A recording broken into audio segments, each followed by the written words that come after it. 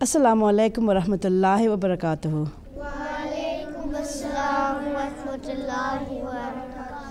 Today we're here with another program of Kids Time, and as the viewers all over the world are aware, they can follow this program and join in and learn with us, inshallah. How are you all today? And today we're going to begin with the recitation of the Holy Quran. So who's going to read for us today? Samita?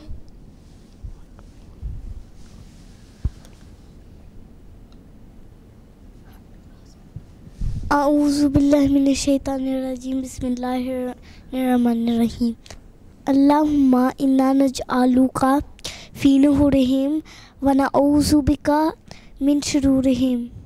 Good. And who's going to tell us the translation of that in Urdu to start with? मैं अल्लाह ताला की पनाह मांगती हूँ धुतकारे हुए शैतान से। अल्लाह ताला के नाम के साथ जो बिन मांगे देने वाला बार बार रहम करने वाला है। मैं अल्लाह ताला को ऐ अल्लाह हम तुझके दुश्मनों के मुकाबले में डाल बनाते हैं और उनकी शरारतों से तेरी पनाह मांगते हैं. And who's going to tell us the translation in English? I seek refuge with Allah from Satan the accursed, in the name of Allah the gracious, the merciful. O Allah, we make you a shield against the enemies, and we seek your protection against the evil designs. Okay, who can tell me what that means? Can anyone explain to me? Because there's some difficult words there, so who can try and explain to me in easier words? Isha, why don't you have a go? I think it means like the enemies are the ones who are the disbelievers or the non-Ahmadi Muslims, and it means like Allah is a shield, and He protects us from all the evil stuff that are sprang from the non-Ahmadi Muslims or the disbelievers.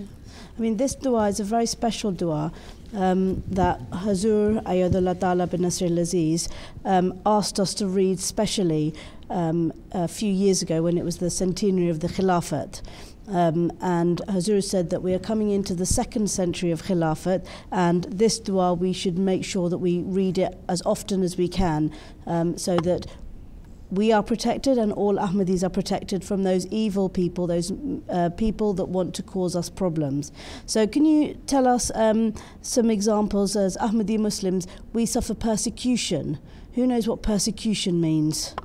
Yes, Daniel.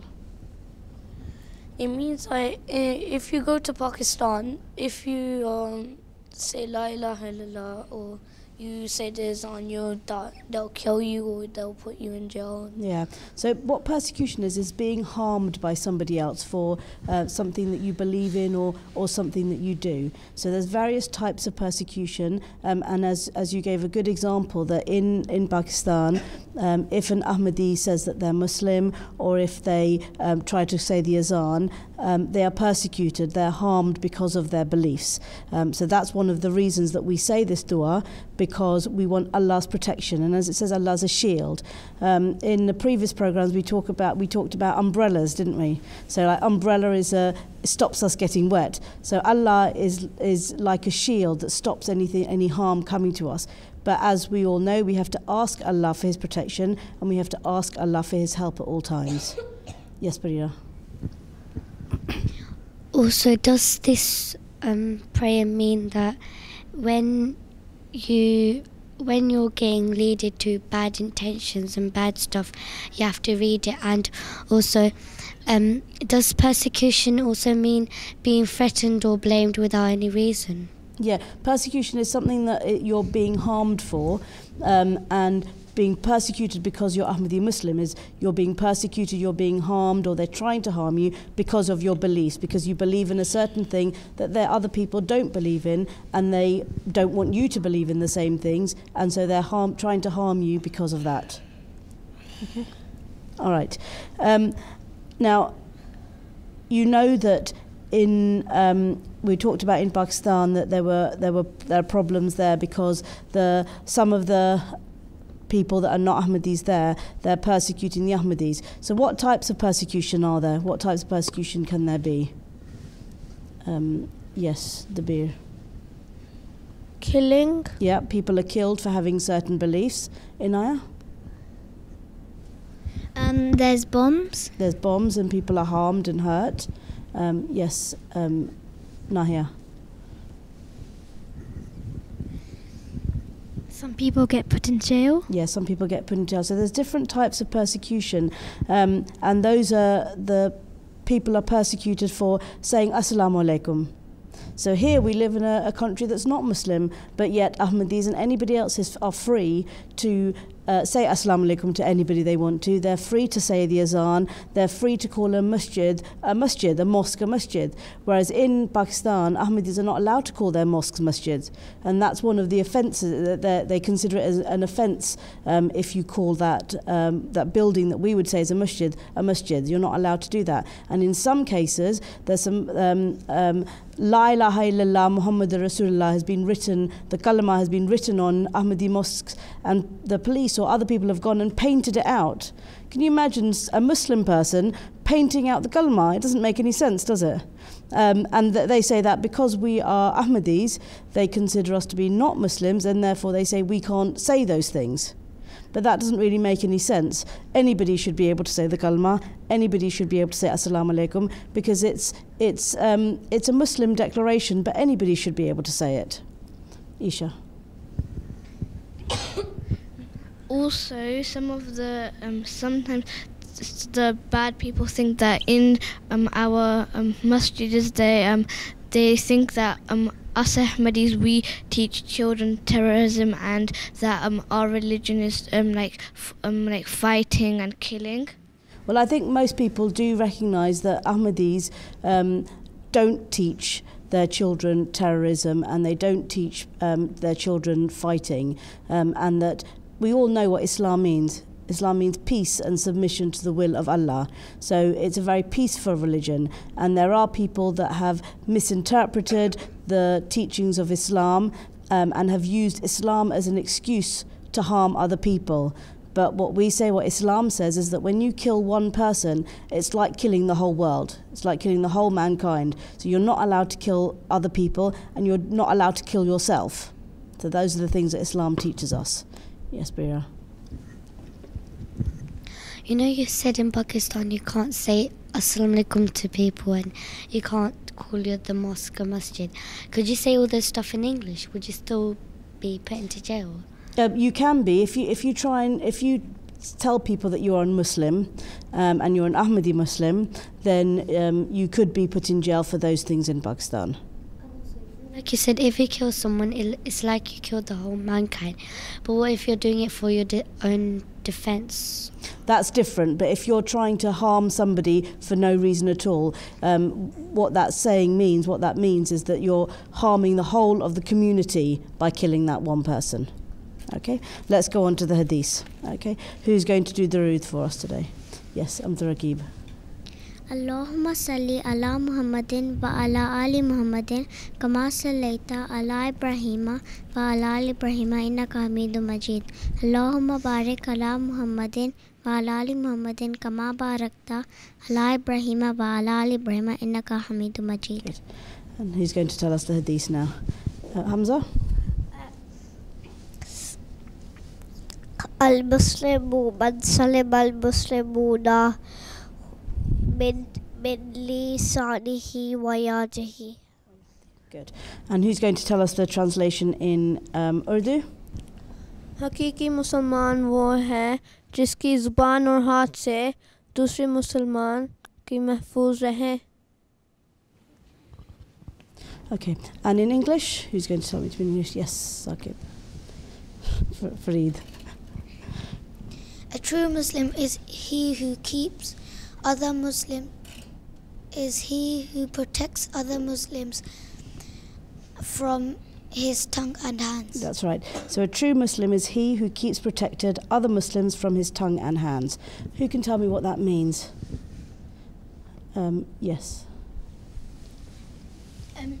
That like you start off with, like the bit where it says from your tongue and hands, it means by first you start off by like saying rude things and and then if you argue and you keep on saying rude stuff and you say it back and then they say it back, you get into a fight. Yeah, and what does this hadith say about that we shouldn't do those things? We shouldn't harm other people, and we should protect them from our tongue and hands. How can we hurt people with our tongues? Yes. Saying foul language and rude words. Yeah, and being mean to them by saying hurtful things to them. That's how we can hurt people, by our tongue. And obviously we can hurt people by our hands, by fighting, by hitting. And so we are not allowed to do those things. What does the word Muslim mean? What does the word Islam mean? Yes. Peace and submission. Peace. So Muslim is that person that likes to be peaceful. So this hadith is not only referring to the Muslims that say the kalma, it's referring to all those people who are peaceful.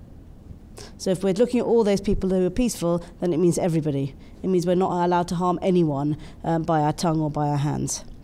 Yes, Isha.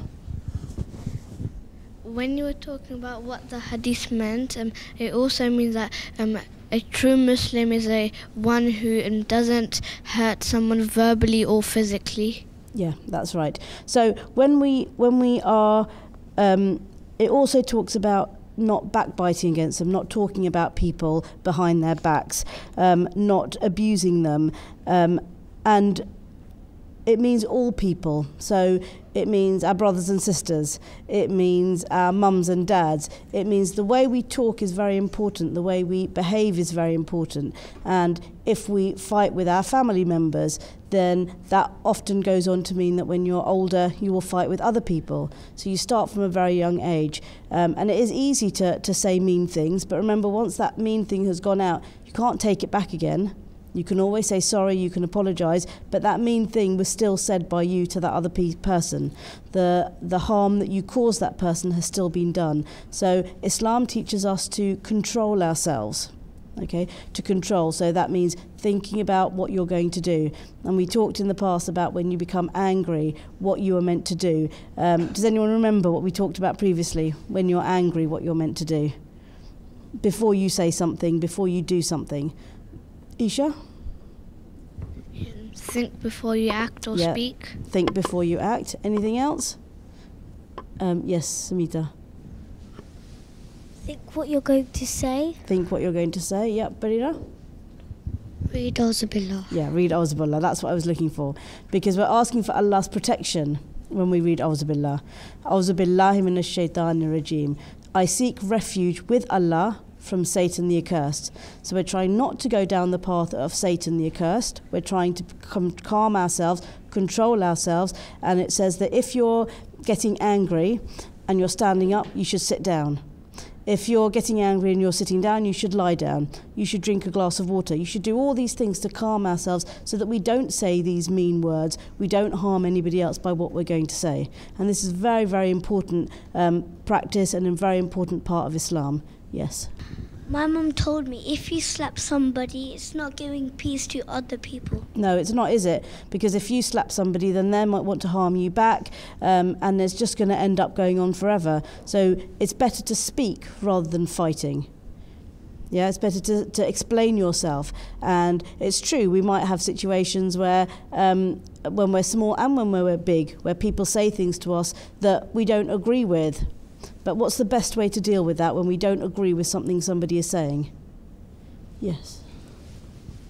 You either tell an adult or you sort it out between yourself without you discuss things, okay? You don't fight, you discuss things and you explain your point of view. But sometimes people don't agree with each other, and that's natural, that's normal. You don't always agree with everybody about everything. So it's normal for that to happen, but you must be able to express yourself without getting angry. Okay, and that leads us on to our topic of today, and that's jihad. Okay, who can explain a little bit about what jihad is? Yes, Inaya. It's like when you work really hard. Like if you're watching TV and your mum's telling you that come on, do namaz or read your Quran. You're like, you don't really want to do it, and you're like really working hard. Okay. Well, the actual word jihad means striving. It means working really hard for the sake of Allah. So there are different ways of doing jihad. Some people find it very difficult to do their namazes, to do their prayers, to do their salat.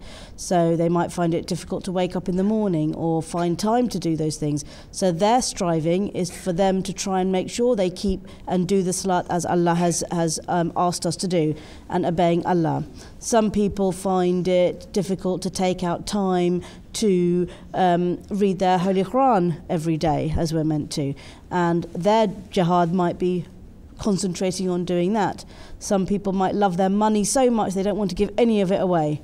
And their jihad, their fight, will be them fighting with themselves to say, no, I have to give some of my money for the sake of Allah. So those are different types of jihad that there are. Okay, yes. Now when I don't want to give other people my money, I just give it to the charity. Yeah, that's a good way. And when you give money for charity, that's what Allah asks us to do. Allah asks us to spend what we love, to spend of what we love in His sake. So that's the same as spending money, giving money to charity, helping other people, because that's part of what Islam is. Islam has two parts of it. One is things that you do for Allah, which is obviously your salat, your Quran, and also the other part of it is things which you do for other people. So helping people who are less fortunate than yourselves, and doing what you can to help other people. Yes, Bria. I got another example of jihad is that, like if your friend or someone hurts you mentally or physically, you wouldn't really want to speak to them, and when they start being nice to you and they ask you for like a pencil or something, you really don't want to give it because like you know they hurt you really much, but then like working hard to give it, Allah would be pleased, and Allah would be pleased, because we have to forgive other people when they do things to us which have wronged us. We have to learn to forgive it. Now, other Muslims, not Ahmadi Muslims, some of them use jihad in the wrong way, or they say that they're doing jihad but they're not doing it correctly. Does anyone know about this or can tell me anything about this? Yes, Dabir. Jihad isn't supposed to be fighting normally. Jihad can only happen if it's like a defensive war. You can't just go up to someone and say, I'll kill you because you're not Muslim. Yeah. So what Dabir said is that you can only fight, you can only have battles as jihad if it's defensive. So what that means is that if somebody is attacking you for being a Muslim, you are allowed to defend yourself. But you're not allowed to attack anybody else or force them to be a Muslim because you want them to.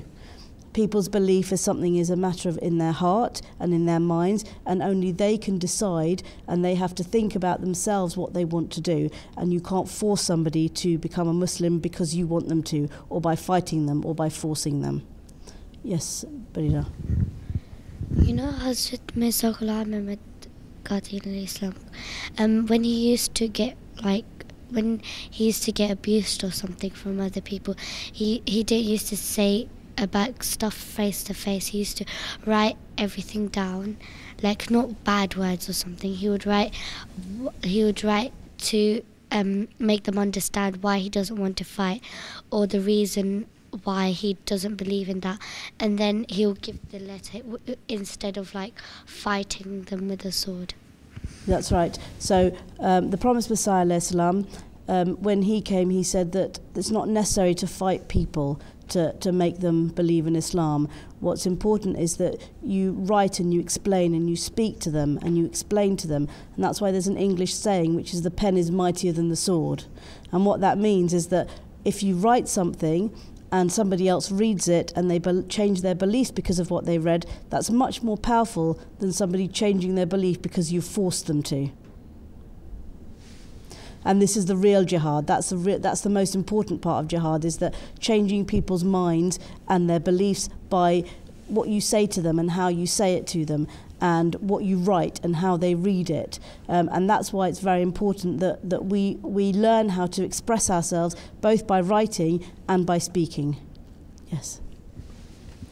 Sometime on MTA, غير Ahmadi people turn into Ahmadi and he tell that jihad is true.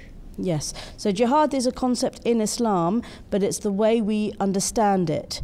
It's not always about fighting. It's about making yourself better, making yourself to be the best person you can possibly be. Because Allah has made us so that we worship Him and that we do good things to other people. That's why we're here. So we have to be the best we can possibly be in everything that we do. And especially as Ahmadi Muslims, we have to be the best we can be. So that means being the best in your studies. It means being the best in your religious classes. It means being the best behaved, so that people can look at us, they can look at the Ahmadis and say, that's the community I want to be part of. They must be truthful because they behave in such a nice way. So when you are, you go out into the world, when you are going to school, when you are with your friends, you are representatives of the Ahmadi Muslim community. So whatever you do, the way you behave, you don't want somebody, if somebody, an Ahmadi person, doesn't behave in a nice way, another person who's not Ahmadi, we don't want them to look and say, oh, that person's Ahmadi, all Ahmadis must be like that. We want them to do it in the other way. You must be the best behaved and the most well-mannered, so that when other people look at us, they say, that person must be Ahmadi because they're the best people. And that's how we introduce them into the Jamaat, and that's how we explain to people our beliefs and what we do. And we can only explain if we know how to speak for ourselves, and we know how to write and explain for ourselves. So some people believe that in the beginning of Islam, when the Holy Prophet ﷺ was there, some people believe that he used the sword and he used to force people to become Muslim, but that's not correct. We know from the early life of the Holy Prophet ﷺ that for the first few years he was abused and he was persecuted and he was harmed for having Muslim beliefs, for saying that there is only one Allah. And he didn't abuse anybody back. He didn't fight back. He just prayed, and he prayed to Allah to help the people change their minds. Yes, Isha. And he would always forgive them because everyone knows that he's like he's not a man who would if somebody said something rude to him, he wouldn't say anything back. He would just forgive them. After the Holy Prophet ﷺ had been abused and persecuted and harmed by the Meccans, by those people that worshipped the idols where he lived in Mecca, an angel came to him and said, do you want me to destroy these people that have harmed you? And the Holy Prophet ﷺ said no, because from these people their children might be Muslim. So he didn't ever want people to be punished, but he wanted to be able to explain to people what his beliefs were and to be able to change their beliefs. And the promised Messiah ﷺ, he followed up on that and said that the way to change people is not by fighting them, but it's by explaining to them and by telling them what's right and what's not right. And that's the only way we can do things.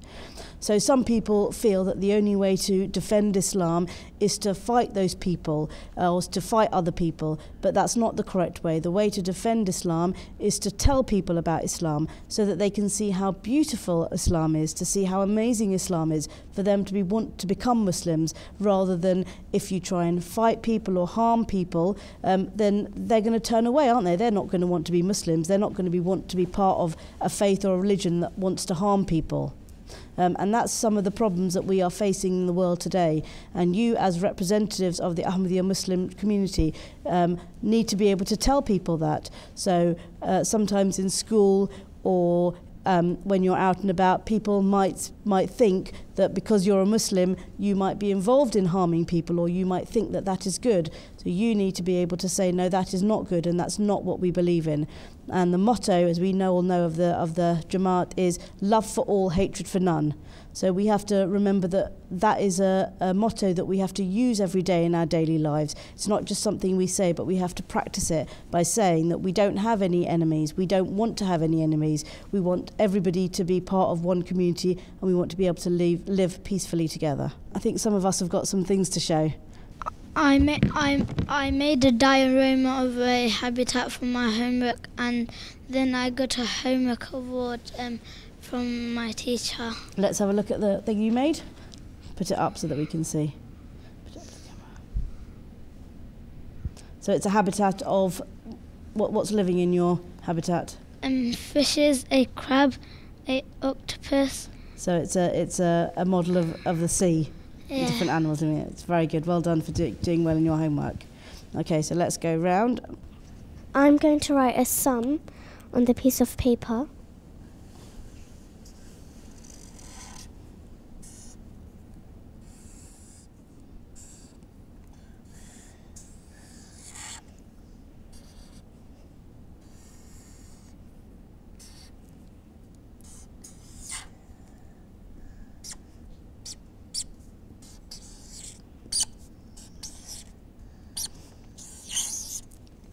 What's your sum? It says 5 plus 5 plus 5 equals 550, but 5 plus 5 plus 5 equals 15. How can you make this sum right with just one line? For the plus sign between 5 and 5, you make a line between the two lines to make it a 4, and then it's 545 plus 5 equals 550. Good, well done. Okay, let's go round then. Yes, Samita. Teacher ने student से पूछा कि 2 जमा 2 क्या होता है. Student ने बोला कि बड़ी अफसोस की बात है, आपको इतना भी नहीं पता. All right, next one. Yes, Inaya. Well, I'm going to make a water vortex by swirling the bottle around and turning it upside down to make it like a tornado. Okay. Ooh. Can you see the tornado there? The vortex? Yes. It's coming down. Good, well done. Next, Isha.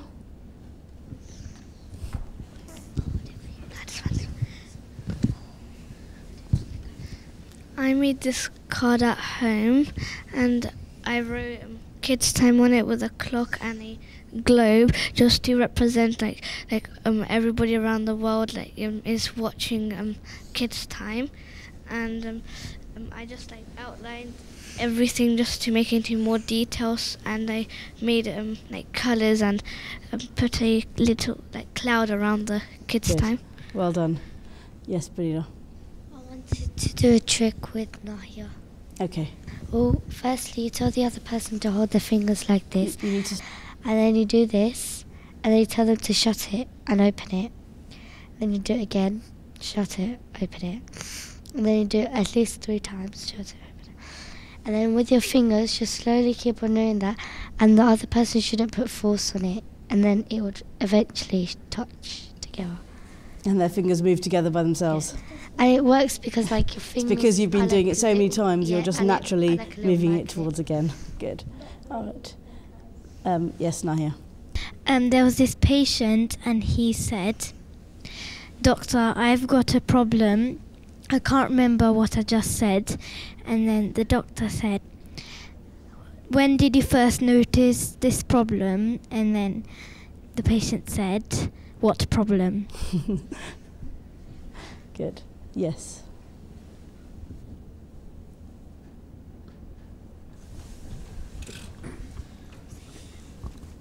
I'm going to do a trick with fingers for the 9 times table. So you'd start off with someone telling you something from the 9 times table. Okay. Samita. 9 times 5. So from here you'd count up to your 5th finger, and then you'd put your 5th finger down. And then anything that's before the folded finger would be tens, and anything after would be units. So there are 4 tens, so that'd be 14. There's 5 units, which would make 45. 45. That's a good way of learning your 9 times table. If you don't know it, then you can do it with your fingers. 45. Good. All right. Well done. We've enjoyed our program today, and inshallah the viewers all over the world have enjoyed it too. And if you'd like to send anything in to us, you're more than welcome. We're happy to share anything that you send to us. And our address is Kids Time, MTA International, 181 London Road, SM4 5PT, and that's the UK. And if you'd like to send us something via email, it's kidstime@mta.tv. If you've missed this program or missed previous programs and would like to watch it again, you can always open YouTube, and on the search engine of YouTube, type in MTA Online 1/Kidstime. And for all the viewers all over the world, we hope you've enjoyed this program and will enjoy us and will join us again in the future. Assalamu alaikum wa rahmatullahi wa barakatuh.